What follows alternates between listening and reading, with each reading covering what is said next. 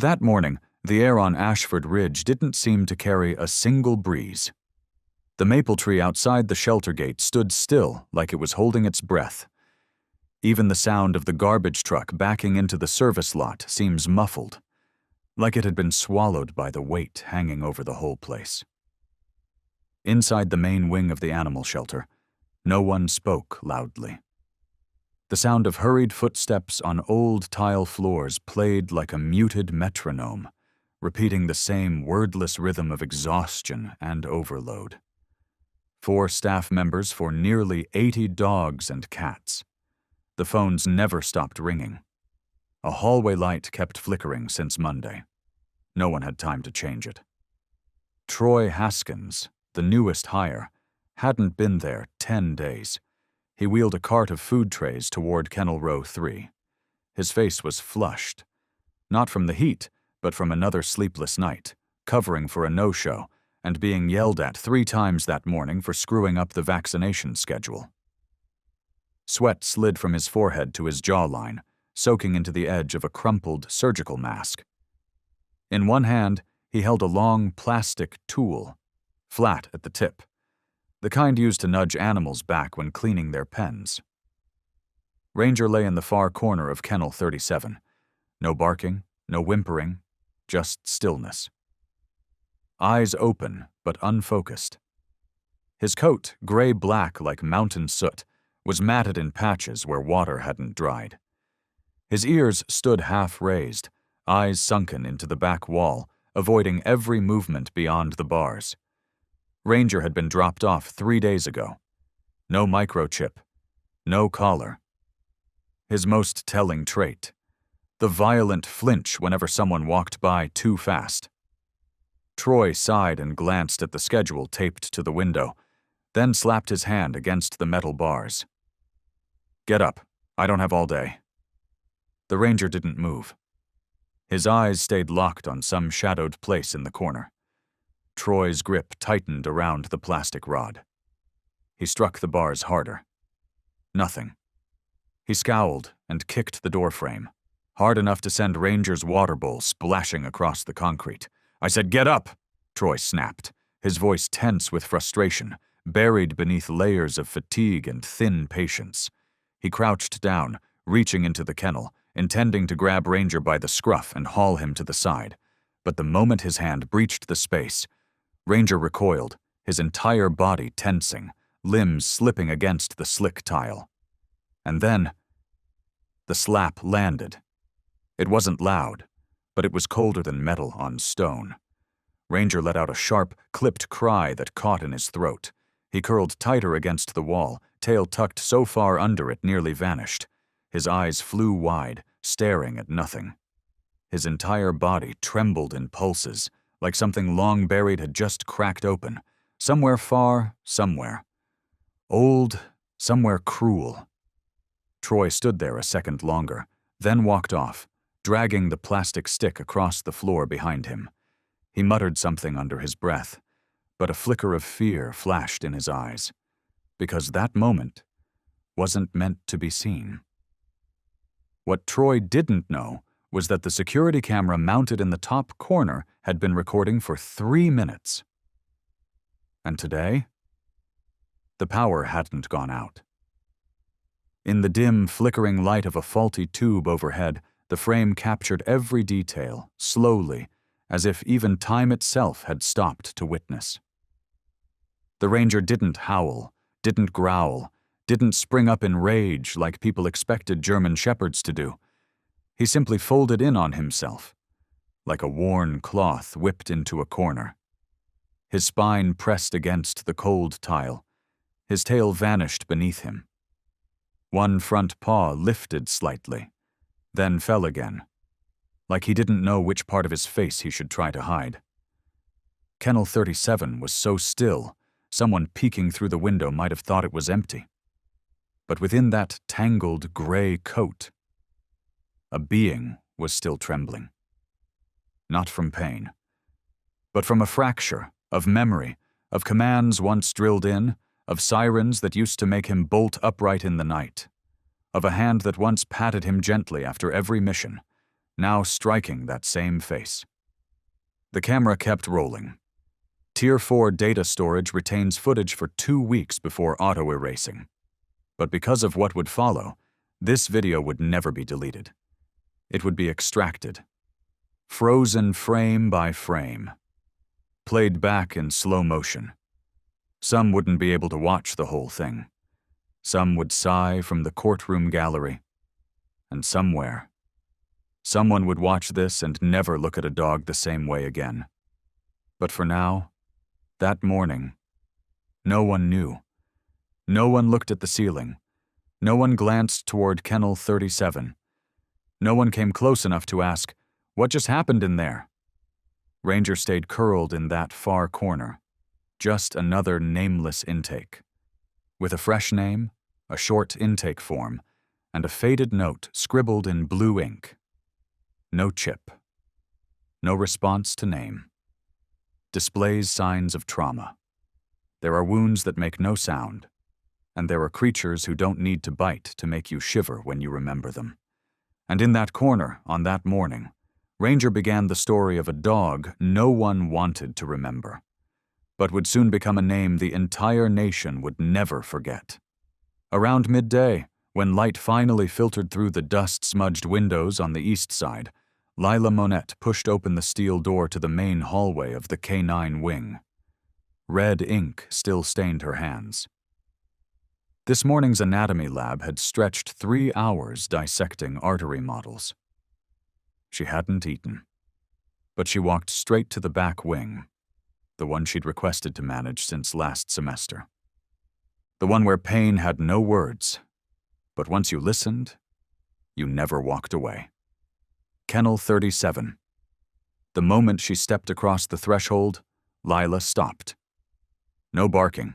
There were no scratching sounds, no tongues sliding across metal bars, no soft tapping of claws on the tiled floor, the kinds of sounds she'd long grown used to. There was only a smell. The smell of breath held back, the scent of tension that couldn't dissolve. The quiet, lingering panic dogs often carried when they were on the edge of giving up on humans entirely. Lila slowed her steps. She crouched. No calling out. No tapping the cage. No sudden movement. She simply sat back against the wall across from Kennel 37, about 5 steps away. And then, she saw those eyes. They weren't the eyes of a stray. There was no anger, no pleading, no begging for food or help. It was a gaze that had once been trained to wait for a command. A gaze that knew how to wait, but no longer remembered what it was waiting for. The ranger didn't growl, didn't twitch. He just looked at her. Not for long. Not with obvious effort. But long enough for Lila to know that behind the dusty gray coat wasn't just a body left hungry. It was a shell, one that used to hold something of great worth, a life that once had purpose and had been stripped of it. Lila glanced down at her feet. Her socks were still smudged with dirt from running to the parking lot. Her mind drifted back to that morning's class. Cold plastic models, quiz questions about canine neurological responses to stress. But no textbook had ever described a look like that. A look from a dog who once served, but now no longer knew who he was. She unzipped her backpack, pulled out a small pouch of training treats. She didn't toss them in, didn't say his name, just placed one outside the kennel door, then returned to her seat. Ranger didn't move, but his lower lip twitched slightly, and his nose, just a little, edged toward the scent. That was the first response he'd shown in over 4 hours since the slap that morning. Lila knew then. Something was wrong. Not the kind of wrong where a file gets mislabeled, the kind of wrong where the truth is being hidden. And in that moment, amid the dull hum of the overhead fans and the slow shift of sunlight across old tile floor, a second-year vet student and a nameless dog met for the first time. No barking, no greetings, just 2 presences crossing paths. And that would become the beginning. of a story the world would one day remember as the Shadow Case, and the investigation that rewrote state law. By the end of her shift, Lila still hadn't left the rear hallway.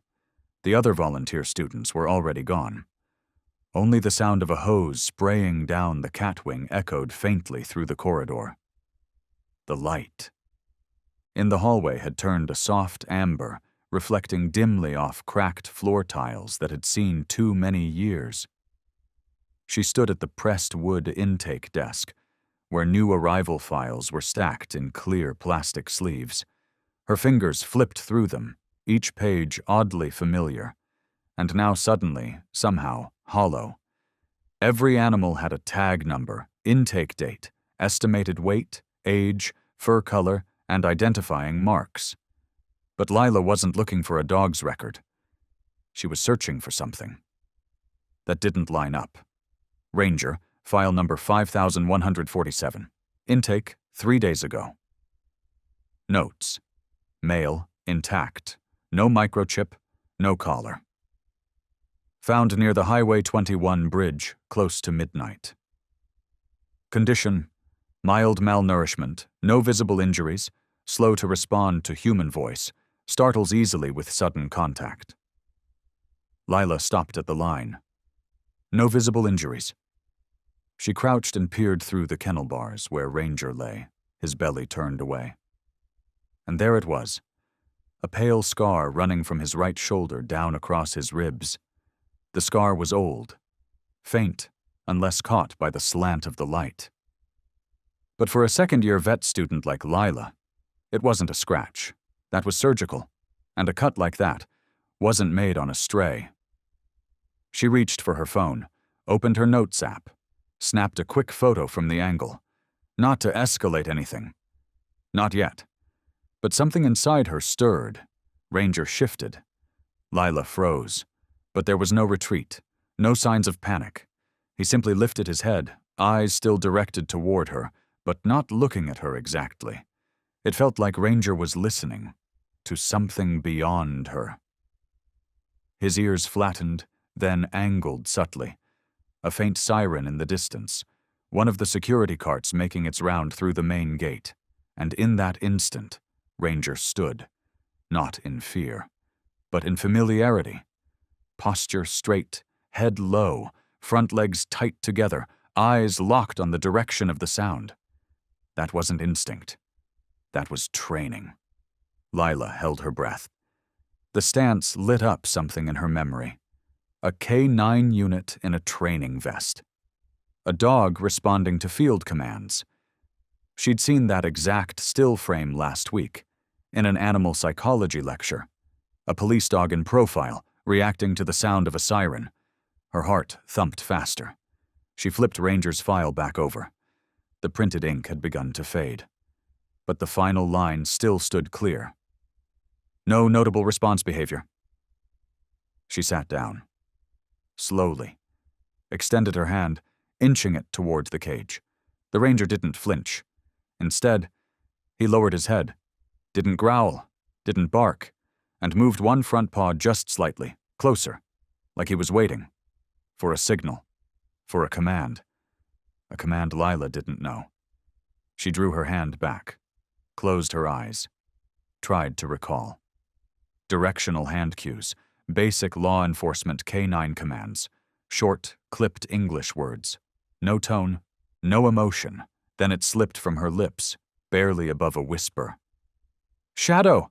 Ranger jolted, eyes wide, pupils flared, and in one sharp motion he stepped back, not in fear, not out of pain, but like that name had once meant survival. Lila gripped the intake form tighter, gaze locked on him. He'd lain back down again, but now he wasn't facing the wall. Ranger, or maybe Shadow, was looking at her. Not like a shelter dog, but like a soldier, recognizing the voice of a world he used to belong to. Lila didn't move for a long time after that. She didn't speak, didn't write anything else. She just sat there, watching him, letting that gaze burn its way into her memory, like a code she didn't yet know how to break. At exactly 5:32 p.m., Lila stepped out of the back hallway.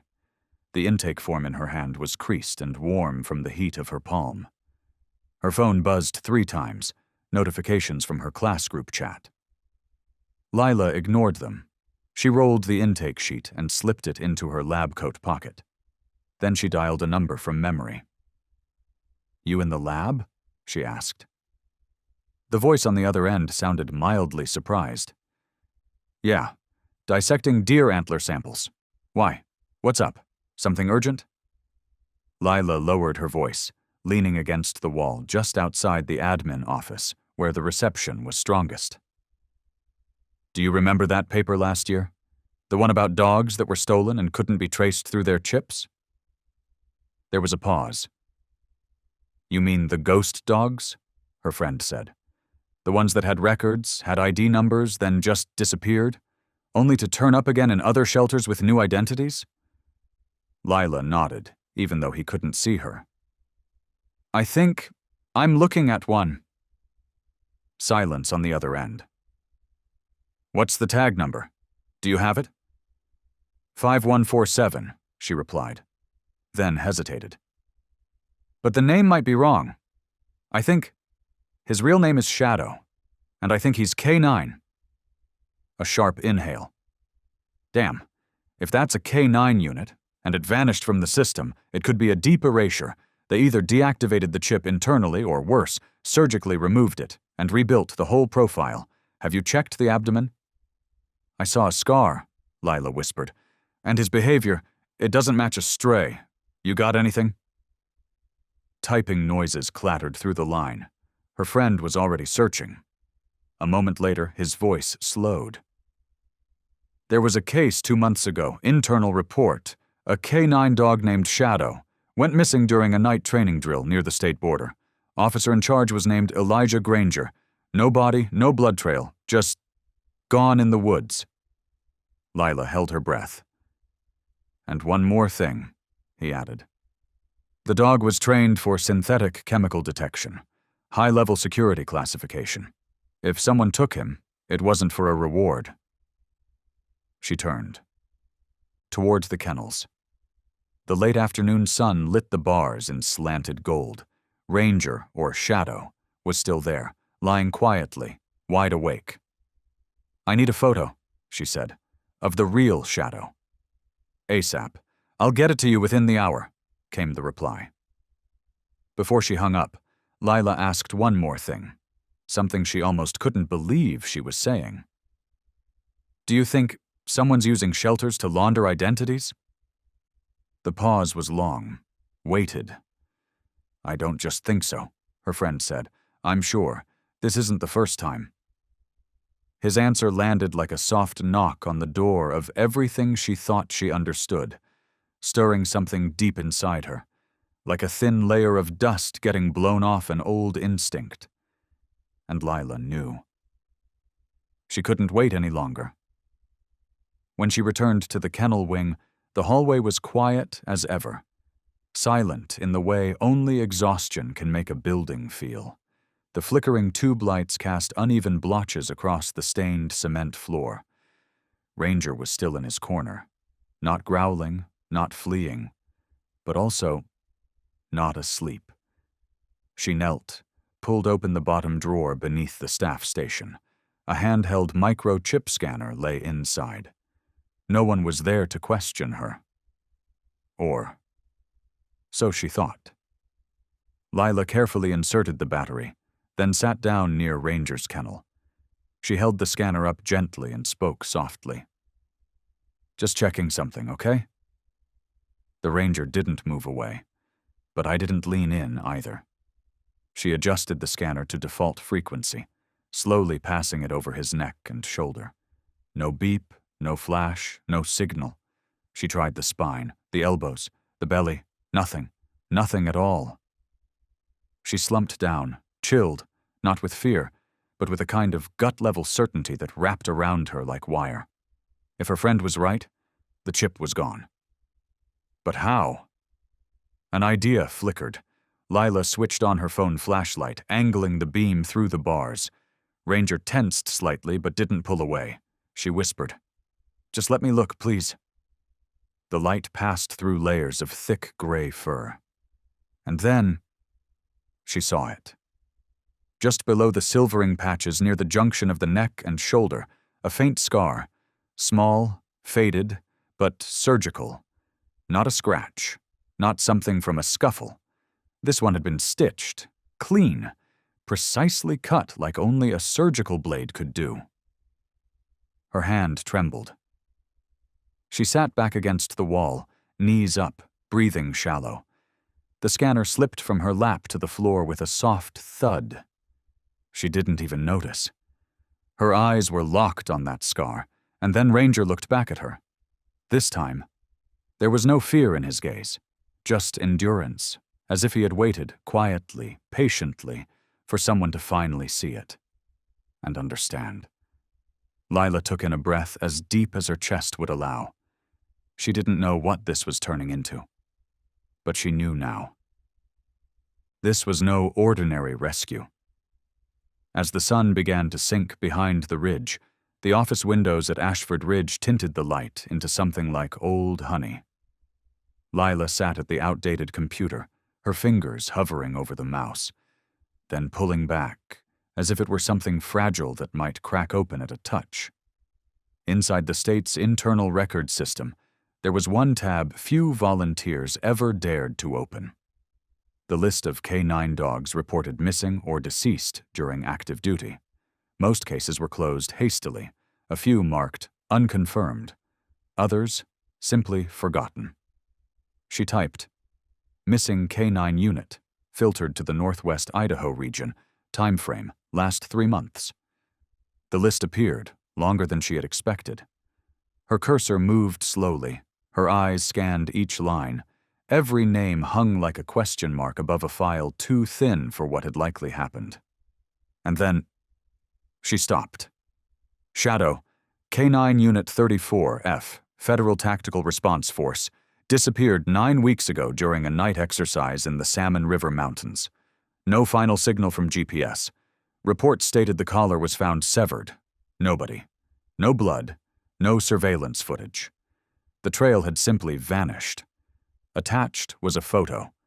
Lila enlarged it, leaning back as it loaded.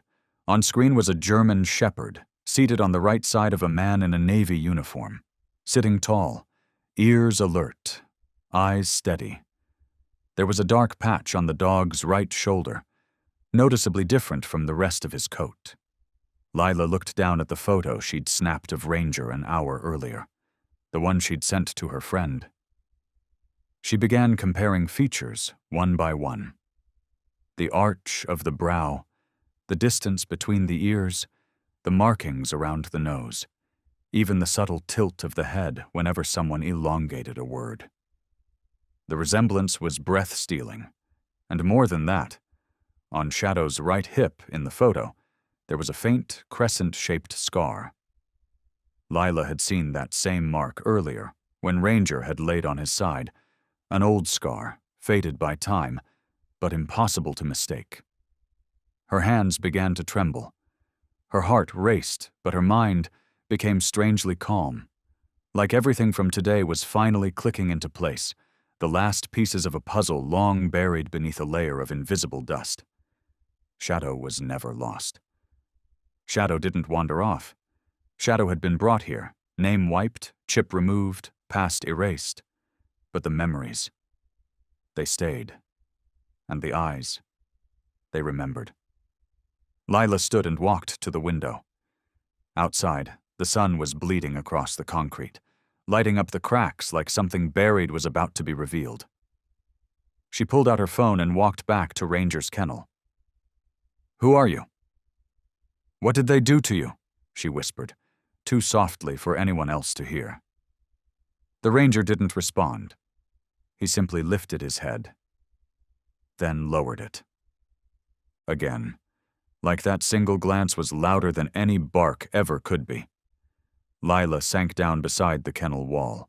The hallway outside had gone still, like the world itself was holding its breath with her. Her phone glowed in her palm as she searched the name she'd just seen in the file. Elijah Granger. K9 handler on record for Shadow. There was no phone number listed, but Lila knew where to look. She opened her Vet Student Network app, the one that connected shelters to police departments, K9 academies, animal rights groups, and behavioral experts. In the K9 handler registry, the name Granger E appeared. Sparse details. Formerly with the Federal Rapid Response Unit. Withdrew from duty following Shadow's disappearance. Current location: Boise, Idaho. No personal contact, just one secure email address used for urgent K9 communications. Lila didn't hesitate. She opened the voice recorder app, propped her phone on the edge of the kennel door, aimed the lens at Ranger, who sat quietly under the yellowish light, that faint scar casting a shadow of its own. In the video, just over 1 minute, Lila didn't say much, just a whisper. I don't know for sure if this is Shadow, but his eyes, his posture, his reflexes, the scar, they all point to one thing. Please, look closely. She attached the video, the photo, the intake form, then hit send. Subject line: urgent, possible identity suppression, Shadow K9 under name Ranger, sent, screen darkened. Lila sat frozen, unable to check whether the message had been read. 1 hour later, with the last light of day trailing across the window glass like silent ash, her phone buzzed. A single reply appeared. Coming. Do not let anyone move him. Tell no one. Lila clenched the phone in her hand, not out of fear, but because deep inside, she knew something big was about to break open. Outside, night was falling fast, blanketing the facility in a silence that felt loaded, like the pause before a story turns. But inside one quiet kennel at Ashford Ridge, a dog was still awake. Ranger, or Shadow, was not sleeping. He was waiting. And this time, not for a command, but to finally be called by his real name. Nearly 300 miles south, in a small wooden house tucked deep in the Boise woods, the light from a laptop flickered against foggy window panes. Elijah Granger stared at the video Lila had sent. The image was too familiar, too painful. The dog in the frame wasn't just similar to Shadow. It was him.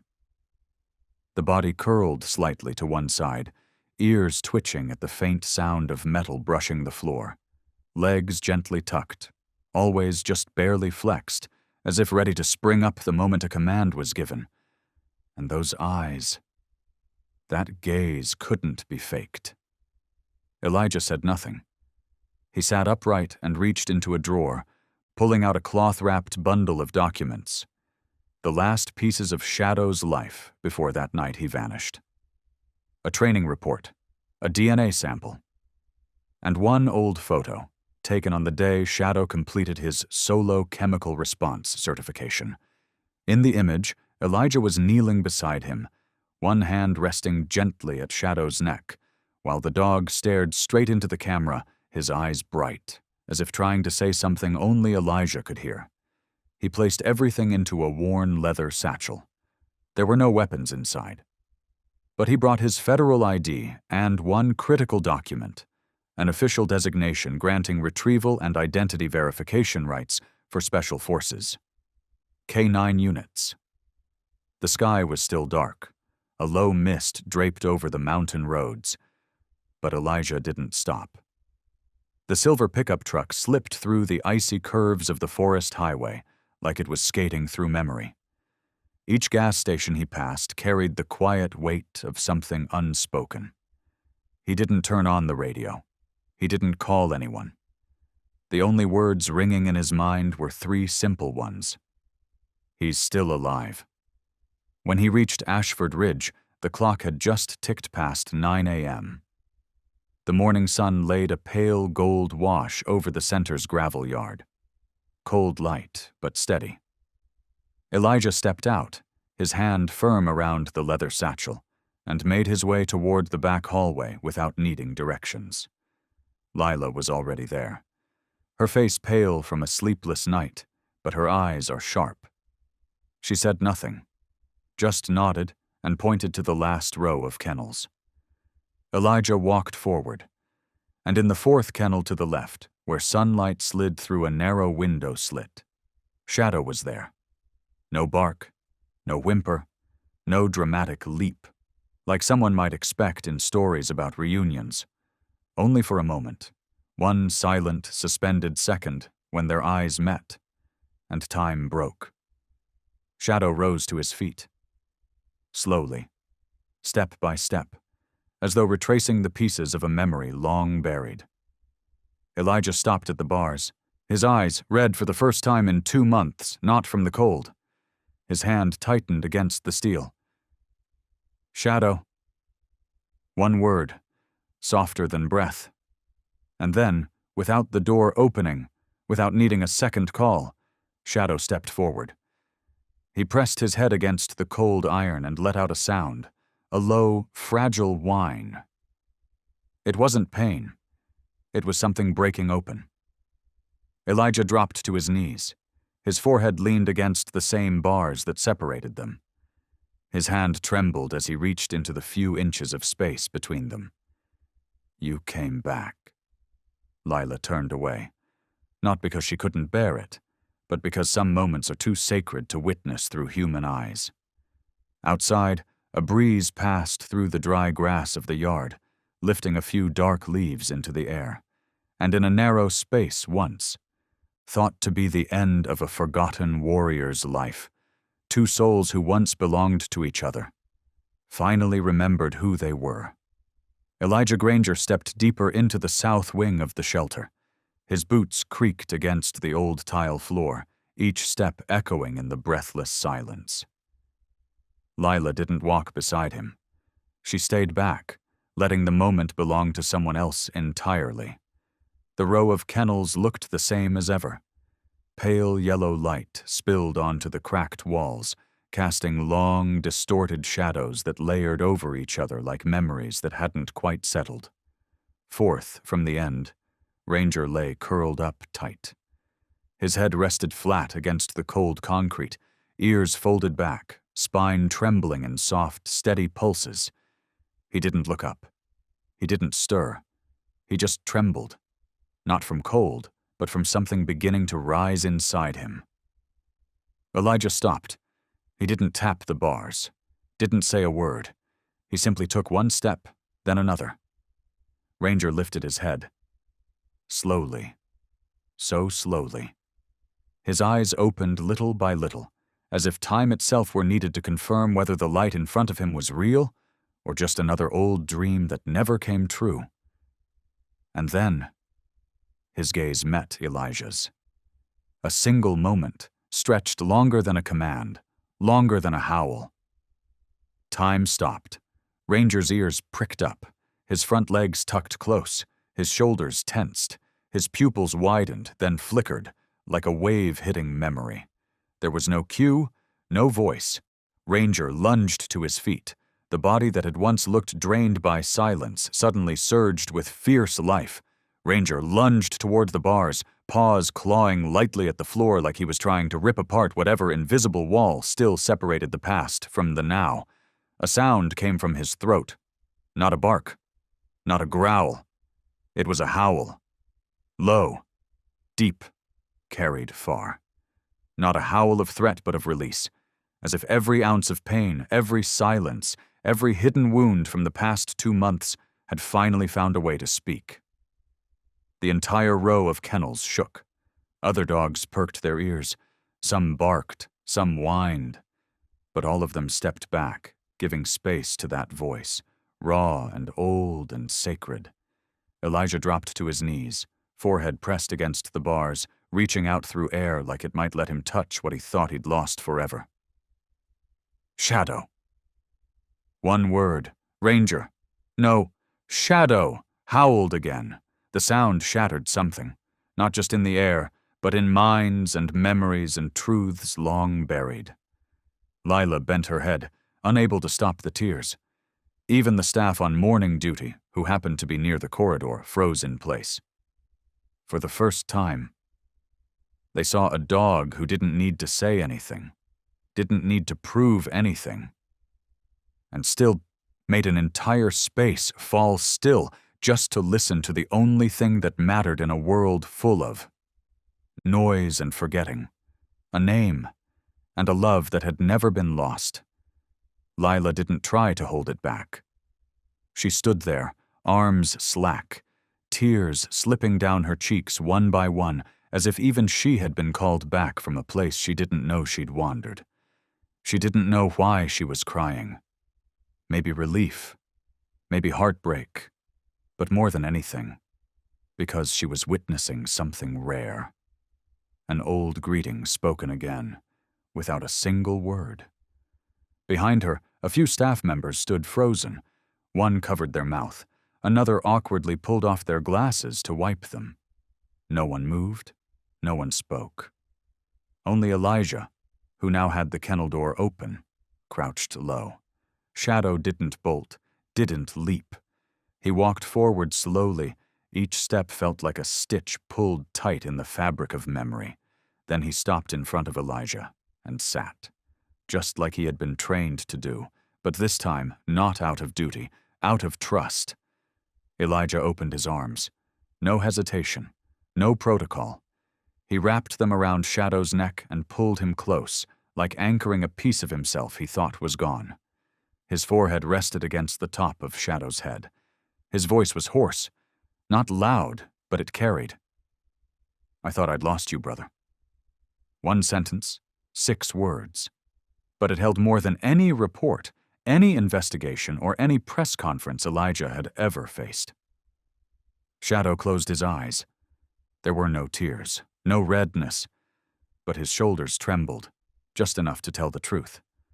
As if, in that one breath, he was letting go of everything, letting go of the days spent locked up like a discarded object, letting go of the slaps, the shouting, the rough hands dragging him like he was broken, letting go of the need to pretend he was still okay. No one held up a phone. No one recorded anything. Because that moment wasn't meant to be shared. It was meant to be remembered. Lila turned away, placing her hand gently on the doorframe. Her eyes fell on the paper list taped to the wall, the name Ranger still printed on it. But she knew. From this second on, that name meant nothing. Shadow had come home. No paperwork, no chip, no official confirmation needed. Because his eyes, and the arms of the man holding him, were proof enough. Not long after, footsteps echoed from the end of the corridor. The center director, Mr. Malden, appeared, face rigid, one hand still holding an unfinished phone call. His gaze swept across the room, pausing on Lila, then settling on Elijah. "I think we should keep this quiet," he said, voice low and strained, like someone trying to find a door in a windowless room. "It's just an oversight, a few administrative errors. We'll update the files. No need to escalate." Lila straightened. Her palms still held the damp trace of sweat from the cold kennel bars. Her eyes didn't flinch, but something behind them lit, quiet, steady, and growing. "It's not a mistake," she said, every word sharp as a pin. "And you know that." Mr. Malden stepped closer, lowering his voice. "You're a student. This isn't your place." "Shadow was a federal K-9, she replied, standing firm. "And now he's on a list of abused strays inside a facility you're running. I'd say it's exactly my place." The air frozen. Elijah rose. He placed one hand gently on Shadow's back, his eyes still locked on Malden's. His voice was low, calm, like thunder kept behind clouds.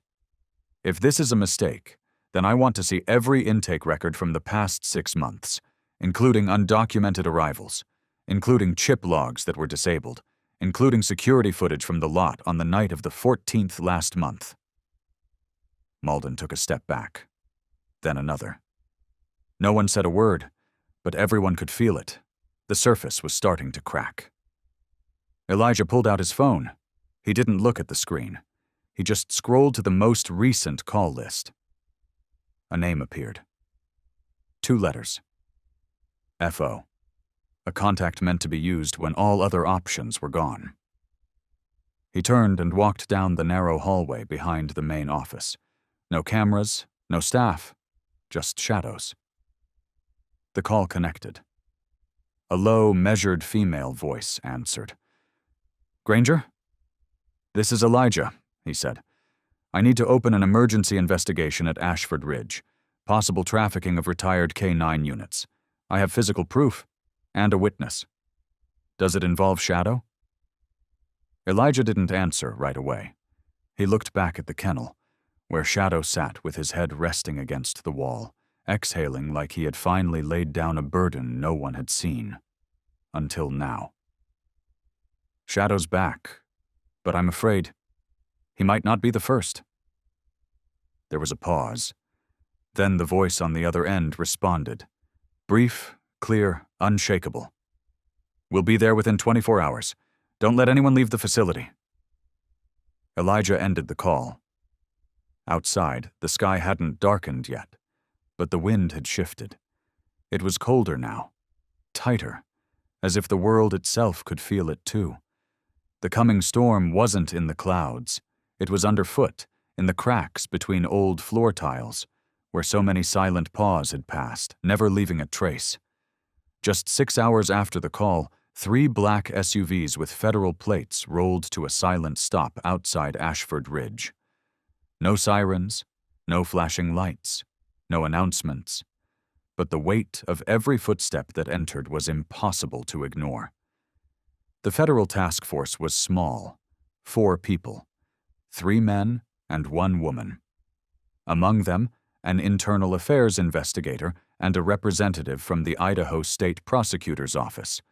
All in plain clothes, all with badges tucked beneath their coats, and all with one purpose: find the breach. Lila stayed where she was as they entered. The front office. Elijah didn't take his eyes off Shadow, who remained in the kennel at the far end of the hallway, door unlatched but unmoved. Neither of them needed words. Just being close was enough. An hour later, the center's digital records were locked. Internal servers were backed up, and all security camera files were extracted for verification. A federal tech officer plugged an external drive into each terminal, line by line cross-referencing access logs with the timestamp of Shadow's intake, back when he was still listed as Ranger. That's when the discrepancies began. One intake form listed the arrival date as the 17th. But the system showed the file was first accessed on the 22nd, 5 days before. A time jump. Impossible. A health screening form bore a vet's name, but the signature was uneven, scanned, with no matching physical copy. When compared to the original samples, the forensic examiner quietly concluded, likely a digital fabrication. But the room went completely silent when the video played. It was a clip from a blind spot camera in the back lot, an area often overlooked because it was usually reserved for supply deliveries. Timestamp: 1:16 a.m., just one night before Shadow's recorded intake. A gray, unmarked van appeared. 4 figures stepped out. One opened the rear. A large metal crate with wheels emerged, draped in a black cloth. No voices. No hesitation. Every move was rehearsed, mechanical. As they rolled the crate toward a side entrance, bypassing all official intake zones, the video glitched for a split second, then returned. And in those final blurry frames, you could just barely make it out. A trembling gray shape inside the crate, and eyes that could not be mistaken. It was Shadow. A federal agent turned toward Mr. Malden, the center director, as the video ended.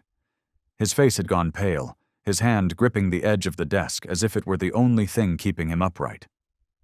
"Can you explain why this footage wasn't included in the center's official report?" asked the state prosecutor, her voice even but sharp. Mr. Malden swallowed hard, eyes locked on the floor. I don't know. Maybe a system error." There was no error, the tech cut in. The original file was renamed, labeled Internal Training, moved to a temporary folder, and hidden using basic scripting. That's not an accident. No one spoke, but the silence now weighed heavier than any formal charge. In the hallway just beyond, Lila sat on a wooden bench, holding a thick stack of intake records from the past 3 months. Every page she turned revealed another flaw. Inconsistent handwriting, mismatched ink, intake dates altered with different pens. Some dogs weren't even listed in the National Registry. She looked down the hall, toward Shadow. He was, lying with his head resting on Elijah's foot, eyes gently shut, ears still alert. He wasn't sleeping. He was listening. Listening to how humans speak when they're dealing with truth. Listening as the truth began to stir. The next morning, a short bulletin quietly appeared on a local forum. Ashford Ridge Center under federal lockdown. Suspected involvement in K9 tampering case. No photos, no details. But just 3 hours later, a video surfaced on an anonymous account. Its title in all caps, The Night File. The clip was a splice from the rear lot's night camera, but this time, with captions marked on each frame. In the footage, Troy Haskins appeared, dark jacket, baseball cap, sliding open the van's side door, while another man, thin, gloved, masked, pushed a steel crate from the back of the vehicle. No audio. But the footage spoke volumes. Troy never looked at the camera, but he motioned sharply to the other man to move quickly. Moments later, he stepped up to the side entrance of the shelter, scanning in with a staff badge meant only for management. When the door opened, yellow light spilled across the concrete, and just as it did, the crate was rolled inside. Inside that crate, a shape curled up, gray fur stark beneath a loose black cloth. For one brief second, as the hallway lights hit, a pair of eyes flashed, and the internet stopped. It was Shadow. The clip went viral fast. Within 6 hours, it was everywhere, from Reddit to Twitter, from animal rights pages to major news networks. Reporters set up camp outside Ashford Ridge. Local residents gathered with signs, "Bring truth to Shadow," and "Dogs are not commodities." Media outlets began asking, who was the man with Troy? No staff records matched. The logs listed a night shift worker named Collins, but he swore he'd never interacted with Troy outside of daytime duties. When the center's board was pressed for a statement, Director Malden declined. A junior spokesperson issued a brief reply. "We are cooperating with authorities and have no further comment." But the world had seen. And this silence was its own confession. Online activists began combing through months of intake records. Volunteers from the nonprofit Voice for the Voiceless launched a campaign called One Dog, One Question, urging the public to submit any details about animals taken in at Ashford Ridge and later reported missing or untraceable. Elijah sat watching his phone screen, scrolling through thousands of comments posted beneath the video. Some shared memories of seeing Shadow at past demonstrations. Others uploaded photos, shots taken at last year's anti-narcotics event in Boise. One picture showed Shadow sitting proudly in uniform, children surrounding him. The country began connecting the dots. And Troy? After the video aired, he disappeared. Police issued a formal summons, but his dorm supervisor said Troy had filed for unpaid leave 3 days prior. His car was later found abandoned at a lot just outside town, unlocked, personal items untouched. But his phone and wallet were gone. Lila stood at the glass window outside the conference room, watching the FBI sift through reports. Her hands trembled, not from fear, but from the quiet flood of realization that what once lived only in her doubts had now become fact, verified, public, undeniable. But she knew it wasn't over. Because the scariest part wasn't Troy, wasn't the video. It was the knowledge that there might be more. More dogs like Shadow.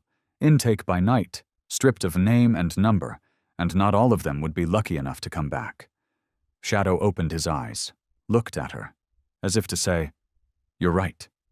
The road ahead was long, but at least now, someone was listening. That afternoon, as the sun tilted low behind the trees that bordered the shelter, a small group quietly assembled outside Ashford Ridge. No red megaphones, no chants, just handmade signs, whiteboard, bold black letters, "Justice for Shadow." At the center stood a girl, no older than 8, clutching the leash of a golden retriever. She said nothing, but her eyes held a message more powerful than anything the adults had dared to voice. Dogs are not tools. They are not expendable. Then came a second group. Then a third. By dusk, over 100 people had gathered. Former shelter workers, veterinary students, ex-K9 officers, and strangers with no connection at all, just the simple conviction that if a dog who had once saved lives could vanish so easily, what hope did the others have? On social media, the hashtag number Justice for Shadow hit trending status in less than 4 hours. Major outlets like CNN, The Guardian, and BuzzFeed News all reposted the now iconic night footage, alongside a still image of Shadow. His eyes, once mere proof, had become a symbol. In Chicago, a street artist spray-painted Shadow's face across an old brick wall, with the words, "You left a mark we can't erase." The mural spread like wildfire online, and within a day, similar artworks began appearing in Seattle, Denver, New Orleans. Inside the steel fence of Ashford Ridge, Elijah stood still, watching as the crowd outside swelled. In his hand was Shadow's old training leash, the same one he'd used during drills, searches, missions. But today, he didn't clip it onto Shadow's collar. He laid it gently on the shelter steps, like a quiet message. "You're not a subordinate anymore. You're a witness." Beside him, Lila walked with a thick report clutched tightly to her chest, a compilation of over 30 intake files with mismatched records across the past 6 months. The pages were creased, ink blurred in a few places from tears, but the truth was still legible and ready to be handed over to the state. A young reporter from a local TV station ducked under the rope line to approach Lila. She didn't say much. Instead, she handed the journalist 2 photographs. The first, Shadow on the day of intake, his eyes empty, haunting. The second, taken that morning, Shadow lying beside Elijah, ears softened, the tension in his jaw gone. His gaze serene, as if, finally, he believed someone would protect him. That night's special broadcast played the story from start to present, from Troy's first slap to the midnight van footage, from forged papers to tear-stained testimonies. And then, the screen cut to the protest at the shelter's gate. Hundreds standing in silence, holding signs that read, "Shadow is not alone." The FBI sent formal notices inviting Elijah and Lila to speak at an emergency state hearing, one focused on reforming the animal rescue system, improving oversight of K9 intake centers, and pursuing criminal charges for identity laundering, abuse, and illegal repurposing of service dogs.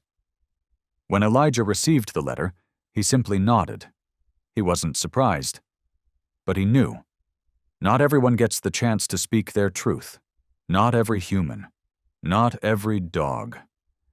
Shadow looked up at him. That gaze no longer trembled. It was steady now. Calm. As if ready to step into the light, even knowing that what lay ahead would be another kind of battlefield. 2 days before the official hearing in Boise, a full medical evaluation was conducted at the state's veterinary forensic facility. Shadow arrived in a specialized vehicle, accompanied by handlers and calming equipment tailored for working dogs who had experienced trauma. The exam room was held in complete silence. When the doors opened, a faint scent of antiseptic mixed with citrus from a diffuser filled the air, softening the sterile tension. Shadow walked in without a leash. His steps were slow, but every movement was steady. Dr. Nora Feldman, a seasoned specialist in rehabilitating severely wounded war dogs, oversaw the evaluation herself. She didn't rush. She didn't issue commands. She simply sat on the floor, palm outstretched, offering trust without pressure. Shadow lowered his nose gently into her hand, then sat. The physical exam revealed no new injuries, only old scar tissue around his shoulder and neck, likely from the surgical removal of a tracking chip. But what followed shocked even the most hardened specialists. While inspecting samples of fur, skin, and claws using plasma cell separation technology, they detected traces of a tenacious chemical compound, commonly found in environments dealing with synthetic narcotics, especially fentanyl and its opioid derivatives. On the center claw of Shadow's rear left paw, they found a minute presence of butyryl fentanyl, not enough to threaten his health, but more than enough to confirm direct exposure. What floored the room was this. The isotope analysis from fur near his neck showed a chemical match with a recently dismantled illegal lab in western Idaho, one the police had long suspected of targeting canine units during raids. Shadow had disappeared just days after that mission. Dr. Feldman didn't need to speak. She plucked a single hair that had fallen onto her coat, placed it in a specimen bag, and quietly wrote 2 words on the label. He was there. Elijah stood beyond the observation window, arms crossed, eyes fixed on every small movement Shadow made. He had always known Shadow had walked through hell, but he hadn't known that hell had walls built by men, infused with poisons invisible to the eye, wrapped in silence, and sealed by people willing to sacrifice even a dog's life to keep secrets buried. The final report was delivered straight to the state's investigation unit. It included DNA confirmation, a 99.87% match with federal K9 Shadow's original file. There were no doubts left. Shadow wasn't just a victim of identity theft. He was a living witness who had walked into the belly of a crime ring and came back carrying enough evidence to reignite a national investigation. As the staff packed up their equipment, Shadow quietly exited the room. The transport door opened, but he didn't climb in right away. Instead, he turned back, looking at the exam room. Not with fear, but with something else. As if he had just left behind a piece of memory no one should ever forget. Then he stepped into the van. Head high. Gait is calm. Because this time, he knew no one could erase him again. On the way back to the hotel, Lila sat in the rear seat with Shadow lying beside her, his head resting gently on her knee. His breathing was steady but not fully relaxed. She looked out the window, watching the landscape slide by like a movie played in reverse. So did her mind. A memory returned, one from her earliest days at Ashford Ridge. That day she had carried her old olive backpack, the one vet students used for field practice. Inside were files, latex gloves, and a sample packet borrowed from the university pharmacy lab. It was a mock scent reference used for training animals to recognize dangerous narcotics. Harmless, sealed in foil. She hadn't meant to stop by Ranger's kennel that day. Back then, no one had called him Shadow yet. But as she walked past, Ranger suddenly stood, eyes wide, ears pointed, nose twitching. He didn't bark, didn't growl. He just moved. Leaned forward slightly, nose pressing toward the base of her backpack. Right where that sample had been stored.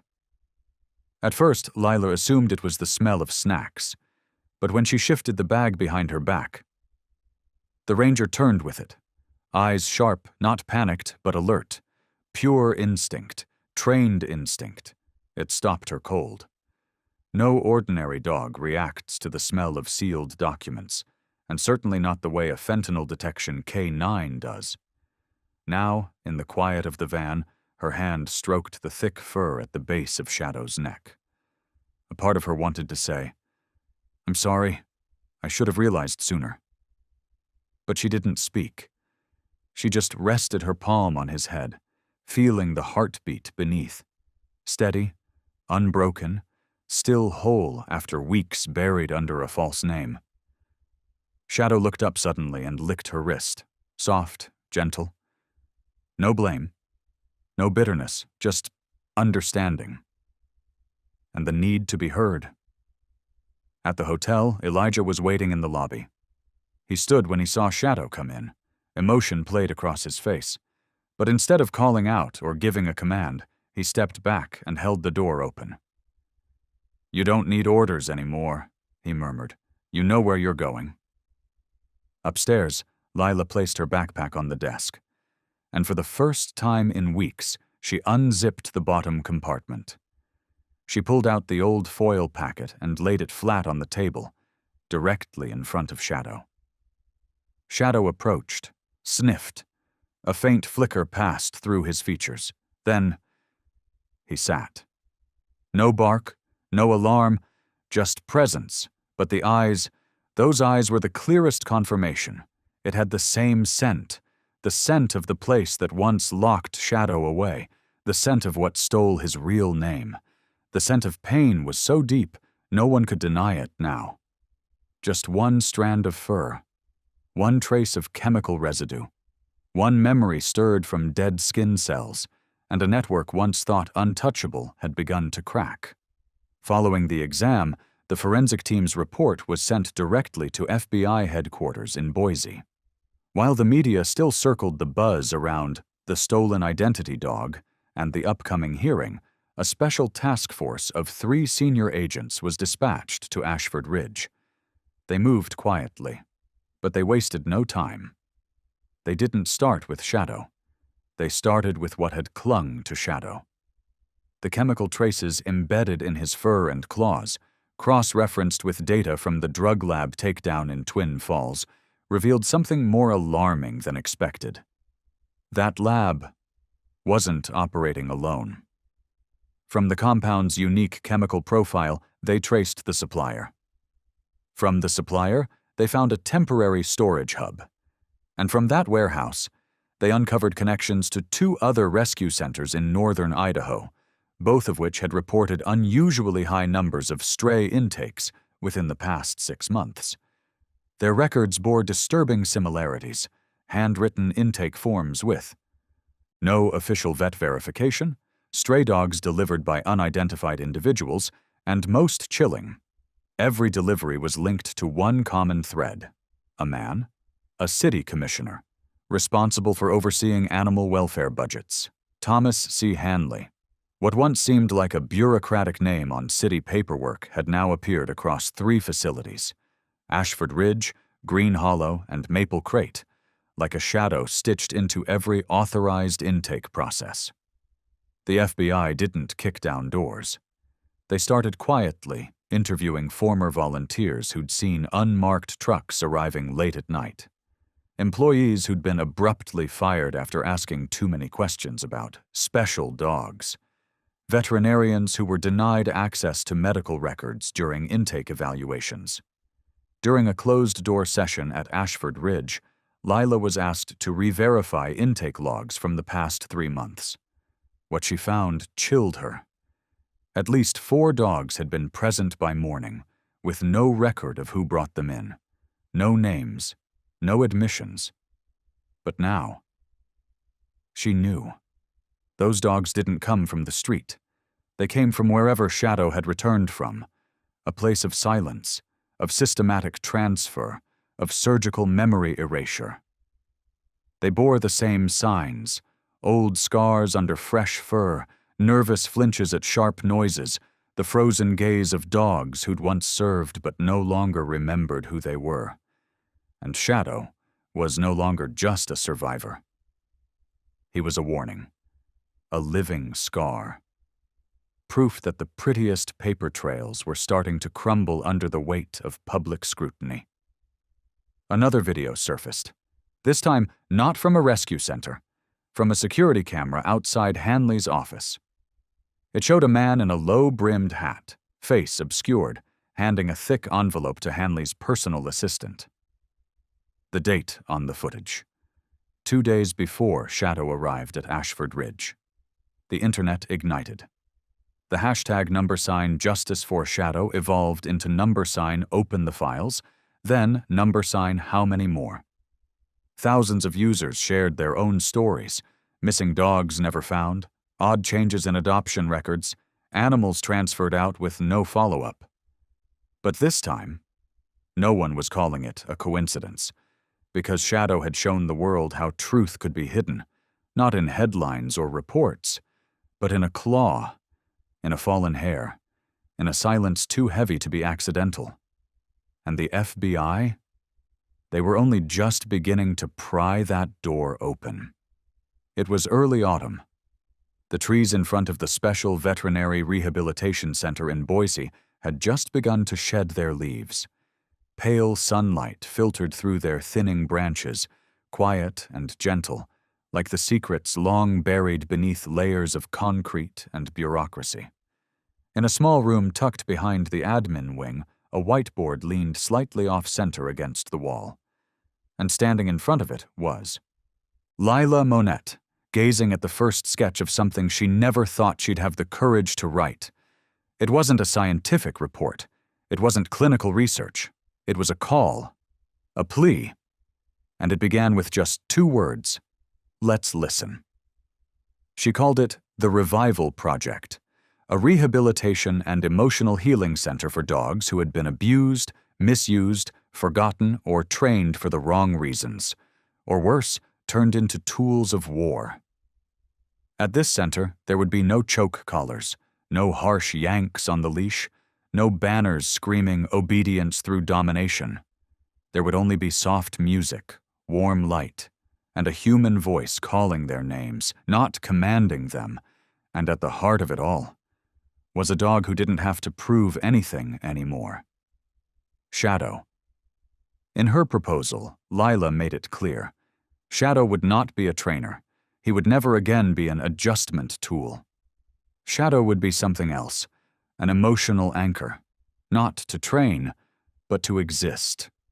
To let dogs once threatened with fists know that a creature erased from memory could be called back by name.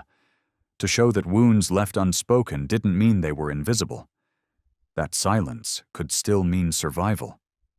Elijah read the proposal just after midnight, alone in a hotel room with Shadow curled beneath his chair. He didn't say a word, just reached down and laid a quiet hand on Shadow's head. A small pat, not out of habit, but as if to ask for Shadow's consent. Shadow shifted slightly. He didn't move away. He didn't change spots, but he changed posture, resting his head on Lila's leg as she nodded off at the desk beside them. The next morning, the 3 of them walked into the Idaho State Animal Control Office. Before a 7-member board, Lila stood, hands slightly trembling, but her gaze steady. No one should be defined by their trauma, she said, and dogs, like Shadow, don't need to be retrained. They need to be trusted again.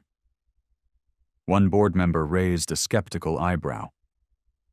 You think a dog who's been through abuse can help heal another dog? Lila paused for a moment. Then she turned and looked at Shadow, who sat calmly beside Elijah, observing the room without barking, flinching, or shrinking back.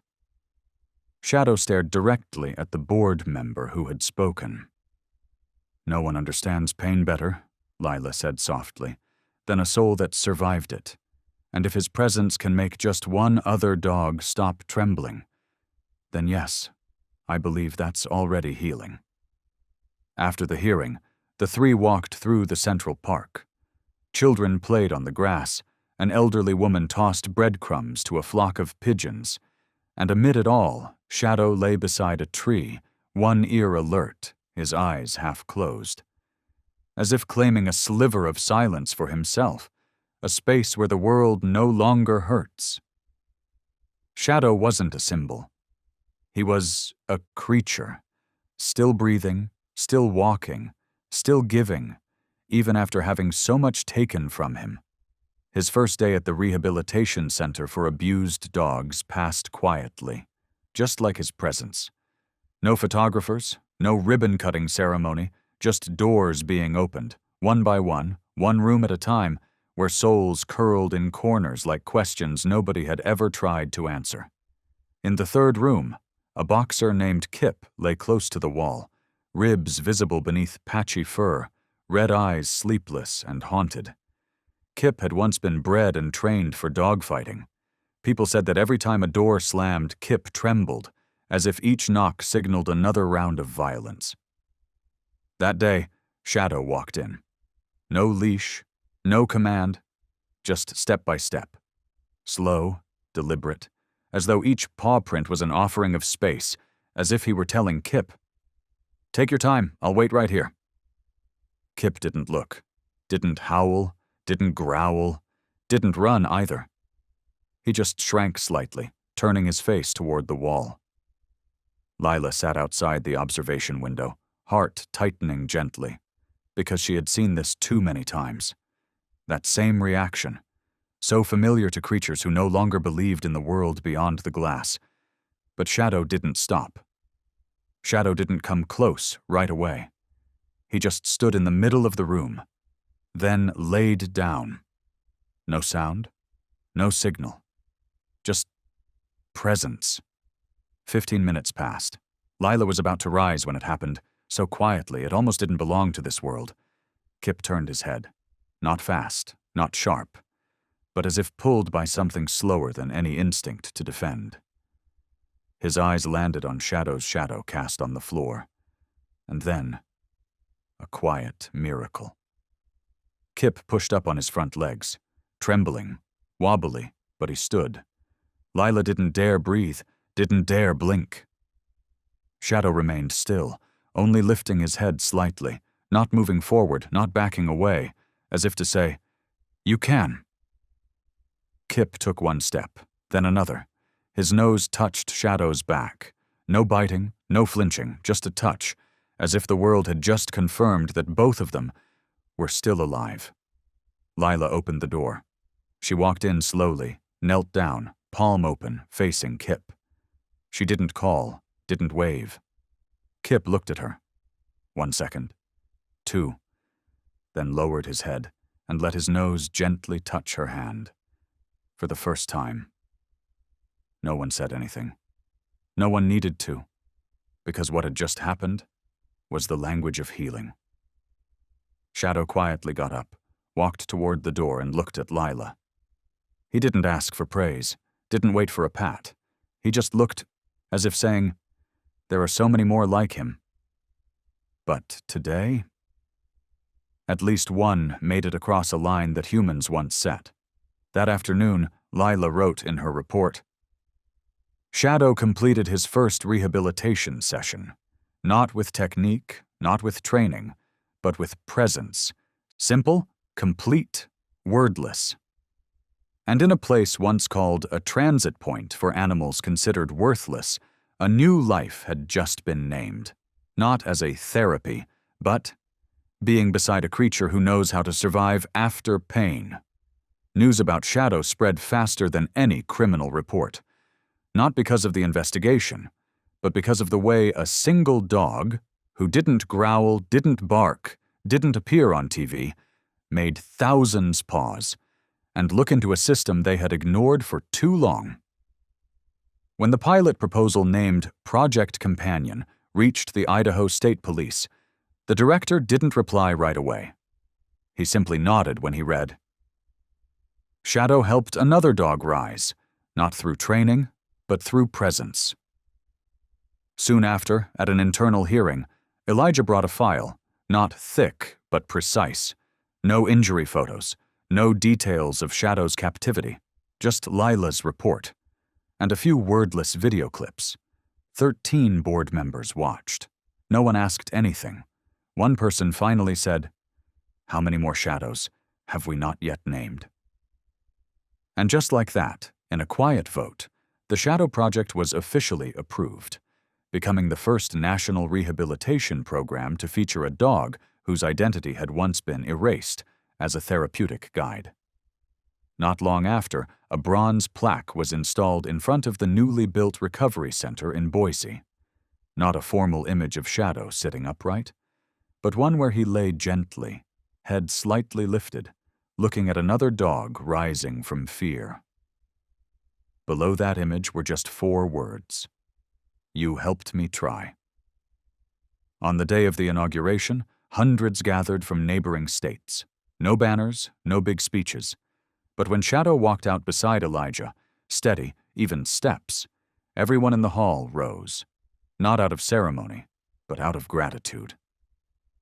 Shadow walked slowly, the same deliberate pace he took the first time he entered a kennel, quietly listening to creatures who had never been asked, "Does it hurt?" A 10-year-old boy in the front row, wearing a gray hoodie, tightened his grip on his mother's hand. He had once lost his dog to abuse. The mother didn't speak. She just placed her hand on his shoulder. And in that moment, people no longer saw Shadow as a service dog. They weren't thinking about chemicals or lawsuits or trials. They simply saw a creature who had once been blindfolded, deceived, erased, buried, now standing in the brightest place, surrounded by people who had forgotten. Sometimes it's a dog who becomes the clearest witness to human compassion.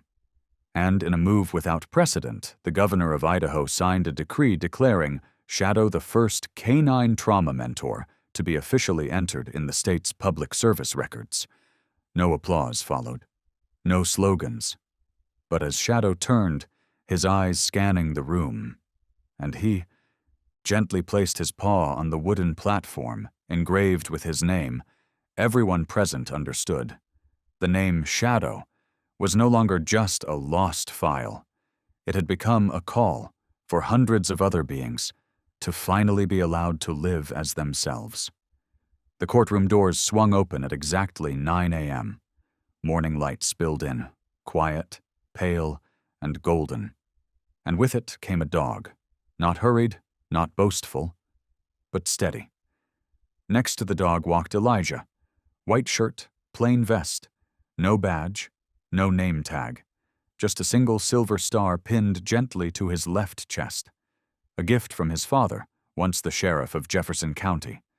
Dozens of camera lenses turned in unison, tracking each step Shadow took.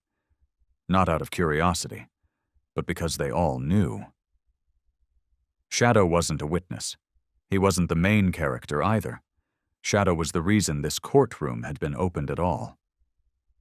Judge Lydia Grant sat high above the room. Salt and pepper hair, eyes firm but not sharp. She looked down and locked eyes with Shadow. No barking, no growling, just a look. As if he knew. This was the first time. The things no one ever listened to might finally be heard. Not in words, but in the silence of a dog who had once been forced into voicelessness. Does the prosecution consent to the dog's presence as a witness support animal for the duration of the hearing? Judge Grant asked, voice even. The prosecutor nodded. The defense did not object. Back row. Lila sat frozen, not from fear, but from something stirring deep in her chest. Because with every step Shadow took towards the stand, it felt like justice, real justice, not the kind on paper, was getting closer. Elijah reached down and gently stroked Shadow's back, whispered, "You ready, old friend?" Shadow didn't reply. He simply lifted his head, stepped forward, and the sound of his paws on the old wood floor felt like something waking up. Not a nightmare, but a memory of cold hallways, of never being called by name. This time he wasn't a forgotten dog. He was a presence, not to fight, but to be seen. During the first half of the hearing, Shadow lay still beside Elijah, in his place, like a true canine witness companion. Each time a traumatized witness took the stand, especially the 2 rescue workers who'd been threatened for refusing to process a night drop intake. Shadow would press his nose into their palm. Hold it there for a few seconds. No handler told him to. No command was given. But Shadow did it anyway, as if his existence alone was enough to remind the world, even a being stripped of its identity, could still become an anchor for truth. Judge Grant watched closely as a forensic vet presented test results showing traces of chemical agents in Shadow's fur, agents linked to a string of illegal pharmaceutical operations. The judge nodded slowly, not because the evidence was overwhelming, but because she knew paper, data, DNA, those only confirmed. But the story came from the one being in the room who could not lie, and that was stronger than any testimony. When the morning session adjourned, people began to leave, but Shadow stayed. He turned his head, looked at the stand, then looked at Lila, standing far back, hands clenched around her lab coat pocket. Their eyes met for a brief second. "No, we did it. No, we won." Just one silent question neither said aloud, but both could hear clearly. "How many more still have no name?" Then the courtroom screen came to life. No music, just footsteps, heavy ones, echoing down a concrete floor. And then the image, raw, unedited. Troy Haskins, pale blue uniform, holding a leash, dragging a dog who didn't want to walk. No growling, no resistance, just a dog, head low, limbs stiff as if waking up from a strange, distant dream. And then, the slap. A sharp, cold crack. The dog's head jerked sideways, hit the metal gate. No blood, but not a single person in the courtroom mistook what that moment felt like. A woman in the front row broke down crying, her hand covering her mouth. Beside her, a man clenched his fists so tightly his knuckles turned white. A small child sat quietly in her mother's lap, ears covered by gentle hands. Her wide eyes didn't fully understand, but fear had already begun to settle in. Shadow didn't look away. He sat there, directly in front of the screen. No flinching, no reaction, as if he was forcing himself to relive it, so no one else would dare look away again. In the hallway, Lila froze. She knew that video. She had been the first to recover it, pulled from a hidden backup camera no one thought still worked. But now, in front of hundreds of eyes, in front of cameras broadcasting live, it was no longer internal footage. It was evidence of something deeper than just abuse. It was about indifference, silence, and a trust so thoroughly broken it had to change names, change cities, even change species, just to survive. Elijah closed his eyes. For the first time in years, he felt helpless. Not because he failed to stop it, but because a part of him had believed, if you train well enough, if you build enough trust, no one would ever hurt Shadow. He was wrong, and that mistake now played out on the screen, a silent indictment with no need for words. A sob escaped from the right side of the gallery. A journalist, one who had reported on dozens of animal abuse cases. This time I couldn't write a single line. She lowered her glasses, wiped her eyes, her colleague's camera tilted downward. No one asked her to stay professional anymore, because pain like this didn't need language. Judge Lydia Grant gave a subtle nod to her clerk. "This court will recess for 30 minutes, she said, her voice even, but her gaze wavered just slightly. "To allow everyone here to fully and humanely absorb what we've just witnessed. No objections, no one moved, only silence, not out of shock, not out of horror, but because something so small could change people forever." As others slowly stood, Shadow remained seated. He didn't turn, didn't leave. He sat still, in the middle of the vast courtroom, like a monument to truth, a silent demand that all who once looked away must now face what they chose to ignore. One slap, one dog, and a nation forced to open its eyes. During the break, a clerk handed new documents to Judge Lydia Grant. Just a slim folder.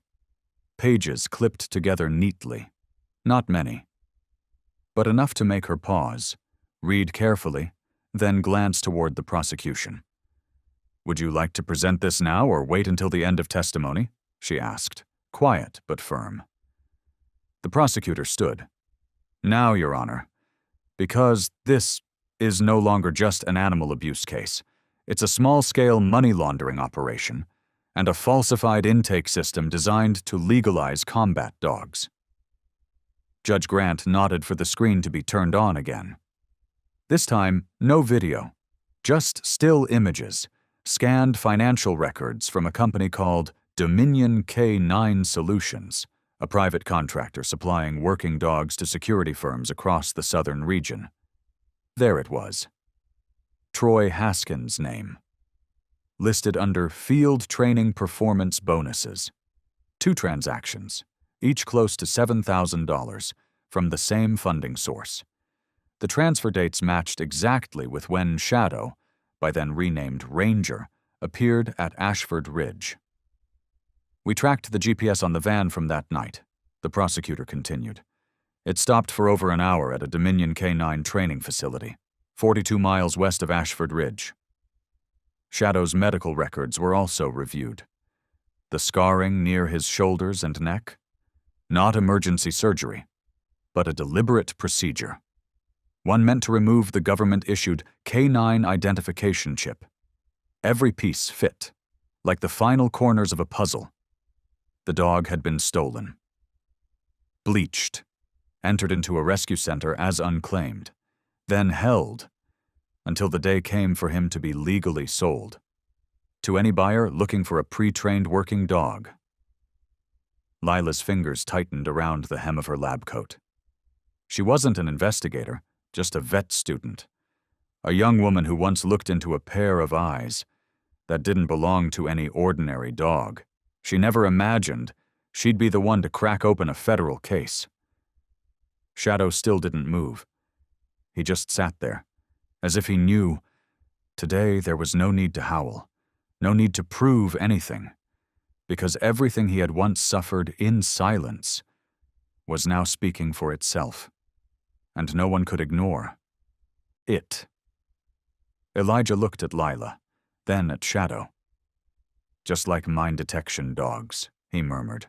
"They don't defuse the bomb, they just show us where to look, and let the humans decide what to do next." Lila didn't answer, but her eyes were rimmed red. In the final argument, the prosecution asked the court to charge Troy Haskins, not just with animal abuse, but with bribery, falsification of intake records, and aiding in the unlawful transport of military-grade working dogs for violent purposes. When the clerk read out the list of co-conspirators, one name sent murmurs rippling across the room: a city finance commissioner. He'd once overseen funding for Ashford Ridge, and quietly had been a financial backer for Dominion K9. A firestorm erupted across social media. But Shadow didn't know any of that. He remained at the witness stand. Still, head tilted slightly, as if listening for the sound of justice, not sirens, not headlines, but the quiet weight of a verdict, unearthing truths long buried beneath bureaucracy and shame. No one apologized to Shadow. He didn't need them to. All he ever wanted was for someone to finally listen. And today, someone did. They listened to the truth. The courtroom glowed in the soft amber light of late afternoon. In the front row, Lila held her hands tightly together, her eyes still rimmed red. Elijah sat silently beside her, not because of the past, but because something in the present had just shifted. The judge adjusted her glasses with deliberate care. Then, clearly and calmly, she read aloud the findings from the Federal Legislative Committee. A new law would be passed. Its name, the Shadow Protection Act. A law named after a dog who was once deemed forgettable. Clause by clause, the act was outlined, mandating nationwide oversight of animal rescue centers, requiring independent evaluations for all incoming dogs, restoring identification systems through biometric tracking, and banning all legal laundering of working dogs without verified origins. And finally, a federal veterinary officer would now be required at every government-funded intake facility. Outside, flags stirred slowly in the evening wind, not flapping in triumph, but rising, quietly, steadily. Reporters whispered into their microphones, not to chase headlines, but as if they, too, didn't want to disturb the weight of this moment. A moment where one dog, who never barked, never bit, never resisted, had changed an entire system once thought untouchable. After the session, a coordinator from the American Animal Protection Agency approached Lila. She placed a gentle hand on her shoulder. "I used to believe our reports would just sit in drawers forever," she said softly.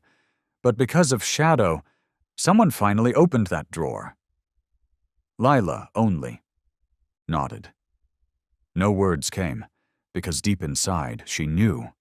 Nothing needed to be said, not in the presence of a creature who had become a bell of reckoning, not through growls, but through eyes that knew where society was cracking. An hour later, the courtroom livestream had passed 10 million views. The hashtag # Shadow Protection Act swept across platforms. Photos of Shadow, calmly seated beside the wooden witness stand, were printed, taped on veterinary doors, rescue shelters, even bulletin boards inside police departments. No one asked what breed Shadow was, whose he was, where he once served. Because from now on, Shadow's name wouldn't be tied to a past. It would be tied to the future, one where no creature would lose its name, just because a system chose silence. The courtroom doors opened. Evening light poured in, as if the world itself was holding its breath, waiting for something irreversible to begin. Elijah stepped forward first, hand resting gently on Shadow's back. The dog walked slowly, not proud, not fragile, but with the quiet steadiness of one who had suffered deeply and still chose to walk forward. Shadow lifted his head, glanced to both sides, not searching, just sending a message. "It's time to open your eyes, not just for me, but for all who were once treated as if they had no voice." And somewhere near the back of the crowd, a child tugged at her mother's coat. "Mom, why was that dog allowed inside the courtroom?" The mother leaned down, whispered gently, just loud enough for her daughter to hear. "Because he changed the law of an entire nation." Over a year later, at the former site of Ashford Ridge, once a holding facility for discarded dogs, a new gate rose, forged from stainless steel. No decoration, no fanfare, just 6 plain words, engraved without embellishment. The Shadow Project, National Center for Canine Recovery and Justice. No red ribbon, no fireworks, no grand unveiling ceremony, just a hallway. Spotless, white, leading into a sunlit building where soft footsteps echoed gently in the still air. The sound of claws tapping against smooth tiles. Shadow. No longer a witness, no longer evidence, no longer a victim. Shadow, now, was the first ever guide dog at the National Center for Canine Recovery and Justice, a facility dedicated to dogs who had been abused, stolen, or stripped of identity. It was built on the very ground where Shadow had once been beaten, caged, and forgotten, where winter rain once soaked into concrete stained by silence. But now, the chain-link kennels are gone, replaced by open-air recovery spaces, grassy fields, tree canopies, therapy zones with water, soft soil, and sunlight. Each morning, small packs of dogs were taken for walks through the hills. No leashes, no commands, and leading. Them all was Shadow. The way Shadow walked, not too fast, not too slow, set the rhythm for creatures who once didn't know where to go. There was one who hadn't stepped outside his kennel in 3 weeks, but the day Shadow stood waiting at his gate, he finally stepped out. Another flinched at every human voice until he saw Shadow resting his head on Lila's lap in the reading room, quiet, unafraid. And something shifted. The skittish dog tiptoed over, pressed his nose against her hand, and didn't run. Elijah never spoke Shadow's name lightly. He saved it for the moments when he gave tours to visiting students, interns, and behavior specialists. Shadow isn't a symbol of victory, he would say. Shadow is a reminder. Sometimes all it takes to save a generation is to truly listen. Lila was now the center's director of behavioral recovery. She dressed simply, no lab coat, no name tag, so that the dogs would feel like this was a home, not a facility. On the first day the welcome sign went up, Lila and Elijah sat quietly under the maple tree behind the main building. Shadow lay beside the steps, asleep, his face turned toward the sun. She asked, "Do you think, if that camera hadn't been working that night, would anyone have remembered him?" Elijah didn't answer right away. He bent down, ran his hand gently between Shadow's shoulders, over the old surgical scar, now faded into a soft ridge of time. Then he said, voice low and steady, he'd still be remembered. Maybe not by the whole country, but by the first person who chose to see him for who he truly was. Shadow gave a slow wag of his tail. Didn't open his eyes. The wind swept through the grass. Children's laughter rang out from the visitor center, where young guests listened to the story of a dog who changed a national policy.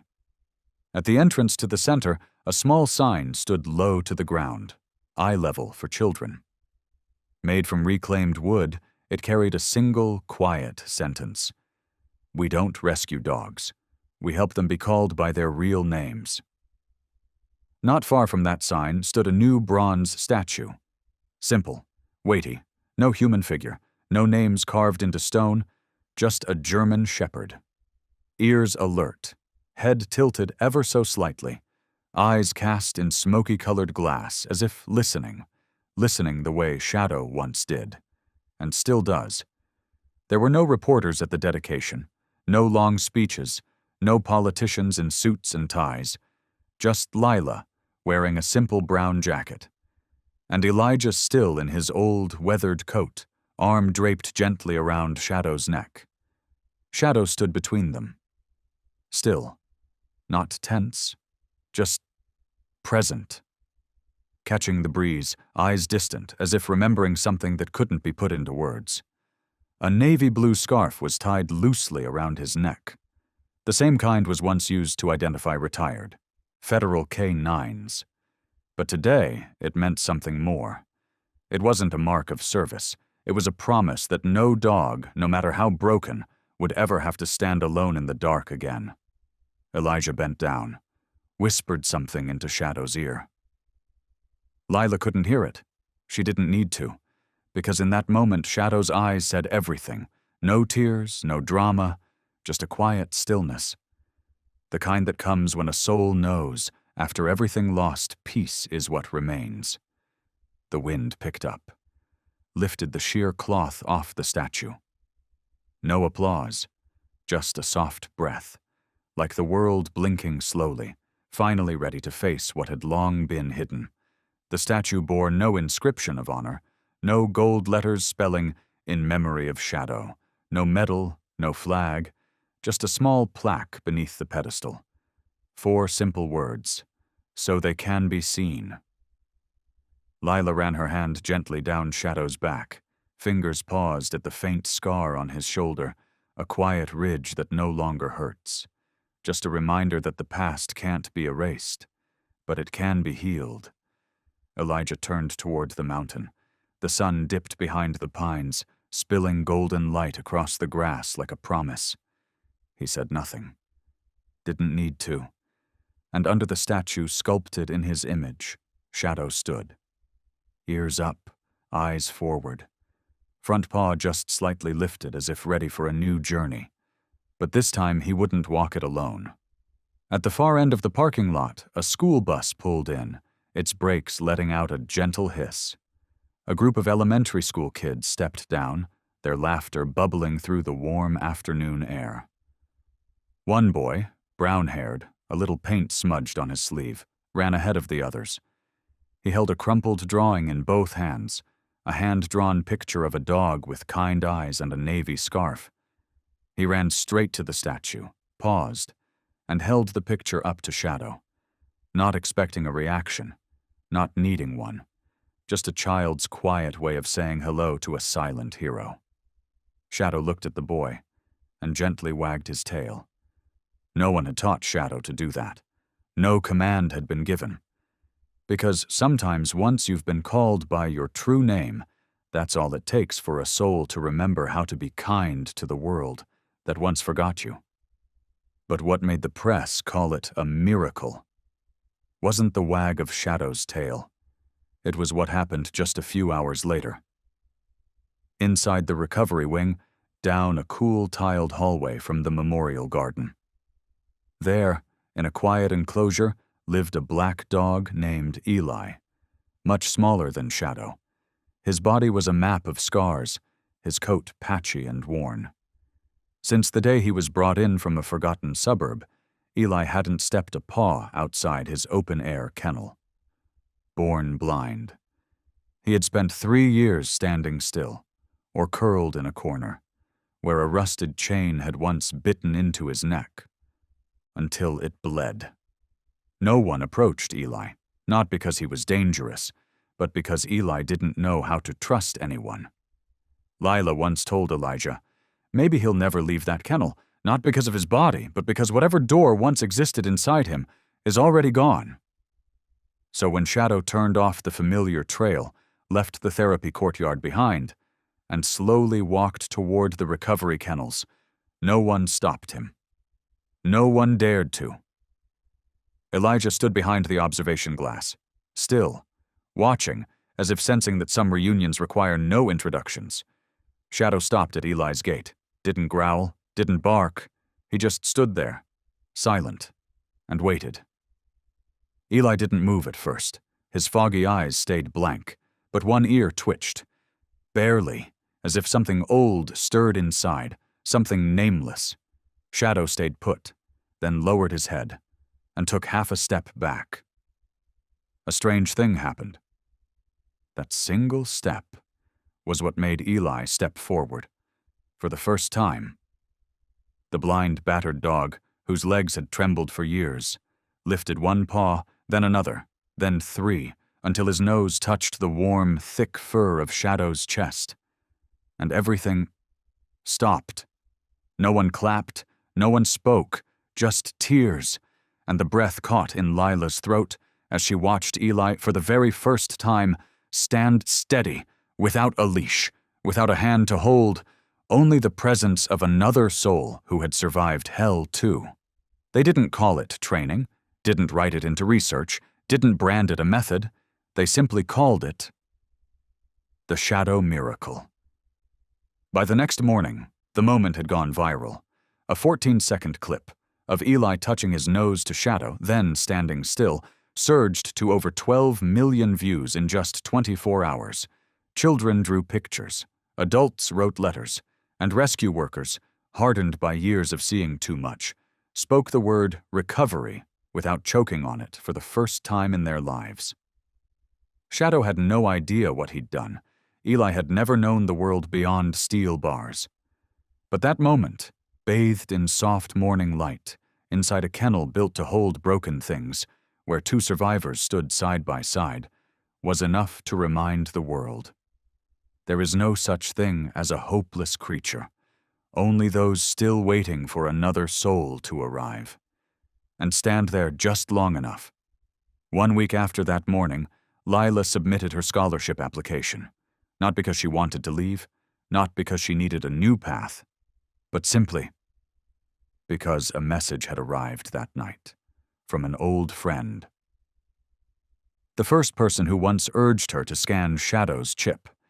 The message had no caption, just a link.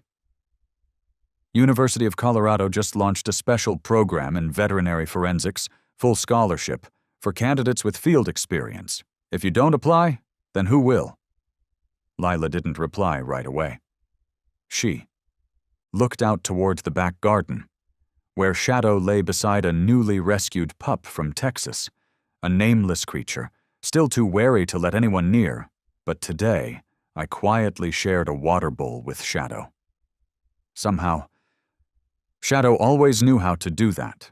No command, no theatrics, just presence, in the right place, at the right time, just like he once made Lila look back at things no one else wanted to touch. She submitted her application at exactly 11:57 p.m. 3 minutes before the system closed. 3 weeks later, the envelope arrived. A thin folder, sharp black print on crisp white. Congratulations.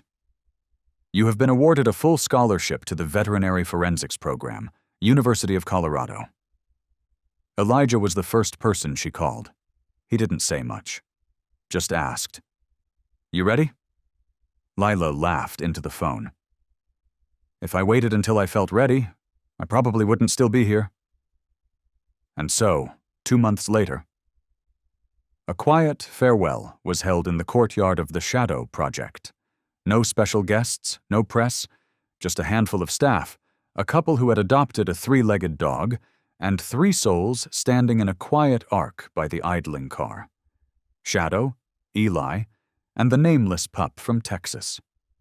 Shadow didn't wag his tail. He simply stepped forward, rested his head on Lila's shoulder. Once.